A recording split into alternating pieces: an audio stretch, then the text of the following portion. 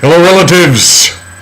In this season of oppressive Arizona heat, I say welcome to this week's Schlag Bite, which is entitled Honor the Warriors for the week August 17th, 2009.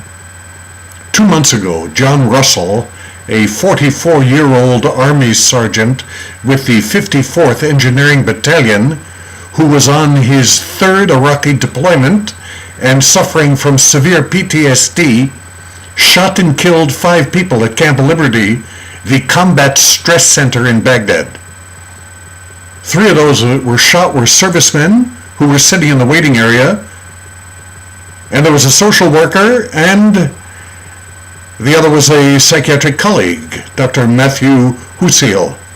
Dr. Husil was 54 years old, the father of 7, an Army reservist who left his job at the Texas Panhandle Mental Health and Mental Retardation Center to volunteer in Iraq because he felt that the need was so great. The shooting was not the first such at Camp Liberty. Actually, it was the 6th incident in which a service member killed comrades since Operation Iraqi Freedom began.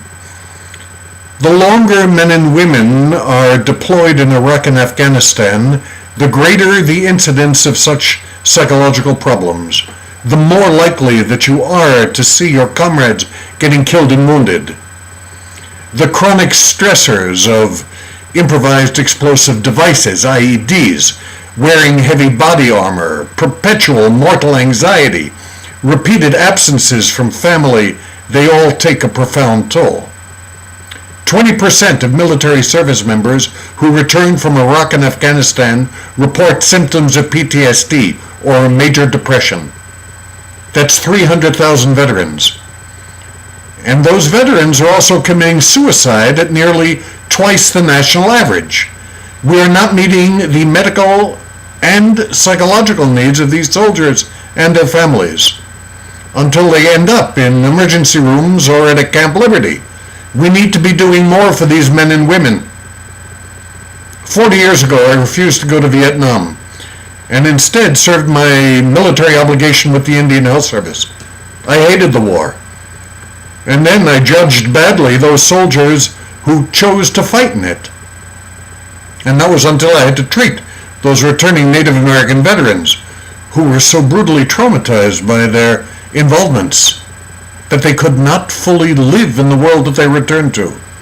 I swore then that I would never again confuse my feelings about war with the warriors who fight it.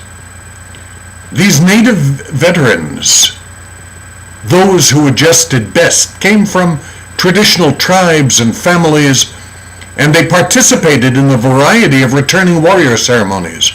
The soldiers were honored. They were ritually cleansed from whatever lingering stains of war might still cling to their spirit.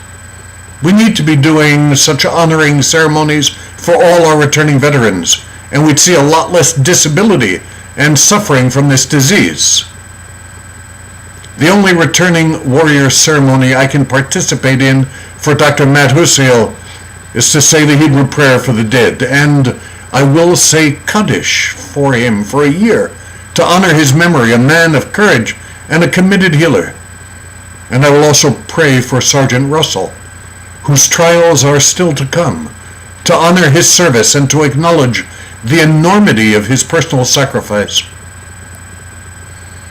Remember our veterans. Don't confuse your feelings for the war with the warrior. Remember that we're all connected. We need to help sustain each other, honor each other. I say this for all my relations. Have a great week. Mitakwiyasi.